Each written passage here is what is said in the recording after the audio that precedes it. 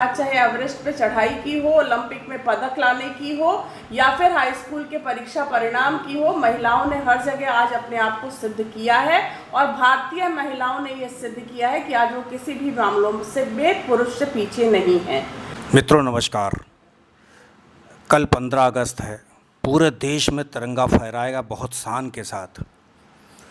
इस स्वतंत्रता दिवस के अवसर पर बात करने जा रहे हैं डॉक्टर वंदना शर्मा जी से। आप बताएंगी कि किस तरीके से हमारे देश ने प्रगति की है, तरक्की की है और किस तरीके से महिलाएं आगे बढ़ रही हैं, कहाँ कहाँ तक प्रगति की है।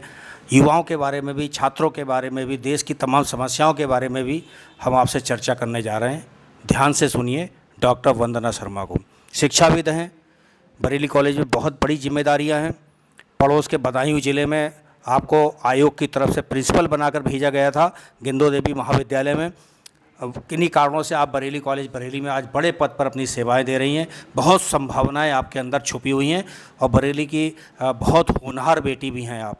ध्यान से सुनिए डॉक्टर वंदना शर्मा को। देखिए, आप सभी को स्वतंत्रता दिवस की हार्दिक शुभकामनाएं।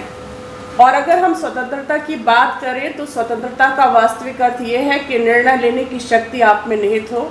और इस अर्थ में अगर स्वतंत्रता को हम परिभाषित करें तो मुझे लगता है कि भारत स्वतंत्र है। हालांकि ये कहने में भी गुरेज नहीं है कि अगर आकांक्षाओं की बात करें, जनअपेक्षाओं की बात करें तो ये ज़रूर कह सकते हैं कि अभी मीलों चले हैं और कोसों चलना बाकी है। हमारी इस आज़ादी की लड़ाई की सबसे खूबसूरत बात ये रही है कि हमने इतने वर्षों में अपने लोकतांत्रिक स्वरूप को बनाए और बचाए रखा है।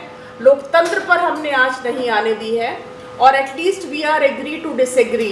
ये जो एक मनोवृत्ति है ना हम भारतीयों की, ये बात सिद्ध करती है कि कहीं ना कहीं हम लोग एकजुट हैं और विकसित भारत की जिस संकल्पना की बात की जा रही है उस विकसित भारत की संकल्पना को साकार करने के लिए प्रयासरत हैं। लोगों का बहुत शिकायत रहती है कि आज़ादी के बाद या स्वतंत्रता संग्राम के बाद भी हमें वो नहीं मिल पाया जिसकी अपेक्षा थी। लेकिन अगर आप बाकी राष्ट्रों से अपनी तुलना करें तो आप ये पाएंगे कि कहीं ना कहीं भारत ने जनअपेक्षाओं को साथ लेकर चलना सीखा है। आज़ादी के बाद तमाम मौक़ों पर अंधेरा छाया और ऐसा लगा कि हम गिर रहे हैं, लेकिन गिरकर उठना और उठकर चल पड़ना हम भारतीयों की फितरत है और ये स्वतंत्रता संग्राम यही दर्शाता है।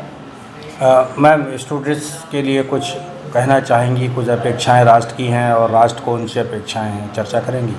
देखिए, मुझे लगता है युवा जो है ना वो राष्ट्र की सबसे बड़ी शक्ति और संकल्प है और भारत को यदि विश्व गुरु का स्थान हासिल करना